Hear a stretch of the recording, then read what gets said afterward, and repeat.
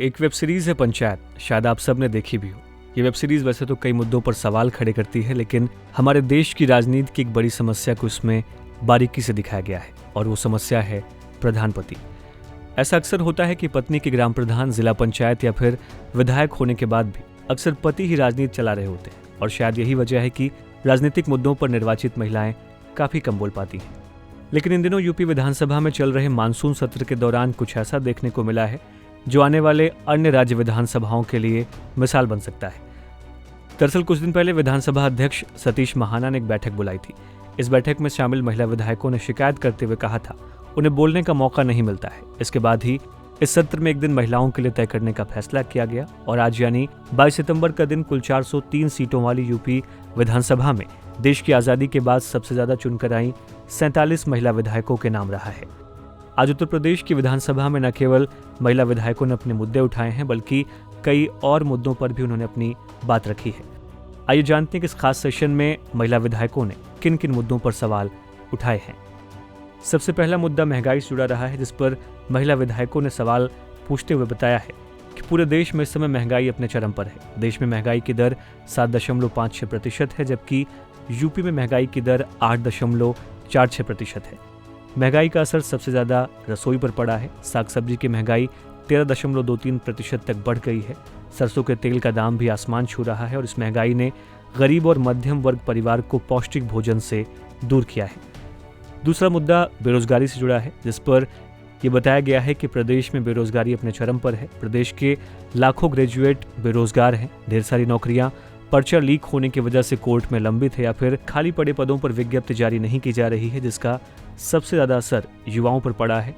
इसकी वजह से युवा आत्महत्या का शिकार हो रहे हैं और इसकी पुष्टि खुद एनसीआरबी के डेटा से होता है, जिसमें ये बताया गया है कि अकेले यूपी में सिर्फ 227 लोगों ने नौकरी नहीं मिलने की वजह से आत्महत्या की है। तीसरा मुद्दा महिलाओं की सुरक्षा से जुड़ा रहा है।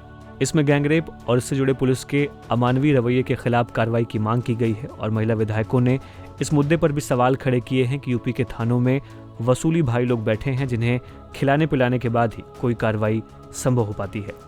चौथा मुद्दा गैस के दाम और किसानों की आय को लेकर था। एक रिपोर्ट का हवाला देते हुए सदन में बताया गया कि ग्रामीण इलाकों में 85% उज्ज्वला लाभार्थी खाना चूल्हे पर नहीं बना पा रहे हैं क्योंकि उनके पास सिलेंडर खरीदने के पैसे नहीं हैं। इसके अलावा किसानों की आमदनी दोगुनी कब तक होगी, क्योंकि किसानों का जो लागत मूल्य है वो लगातार बढ़ता जा रहा है।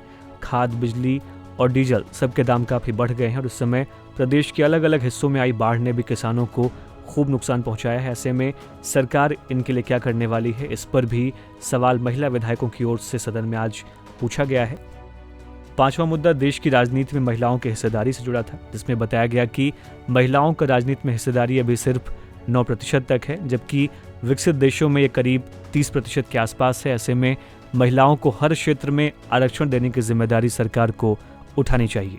तो ये कुछ मुद्दे थे जिन पर आज महिला विधायकों ने सवाल उठाए हैं, जिन पर चर्चा हुई है। लेकिन आज जब महिलाएं राज्य के आधी आबादी की बात रख रही थी तो उनके मुद्दों में औरतों के हक की वर्तमान और ज़मीनी हकीकत के अलावा भविष्य के उजले सपने साफ दिख रहे थे।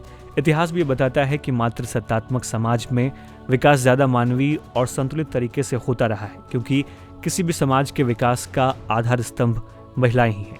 लेकिन सवाल यही है कि क्या सिर्फ एक दिन या फिर एक सत्र में देश की राजनीति में महिलाओं की भागीदारी को सुनिश्चित किया जा सकता है, उनकी आवाज़ और उनके मुद्दों को सामने लाया जा सकता है? इस सवाल का जवाब हमें इस वीडियो के कमेंट बॉक्स में ज़रूर दें। साथ ही यूपी विधानसभा अध्यक्ष सतीश महाना द्वारा की गई इस पहल को आप किस नज़रिए से देखते हैं, इसके बारे में भी अपनी प्रतिक्रिया हमें इस वीडियो के कमेंट बॉक्स में ज़रूर लिखें।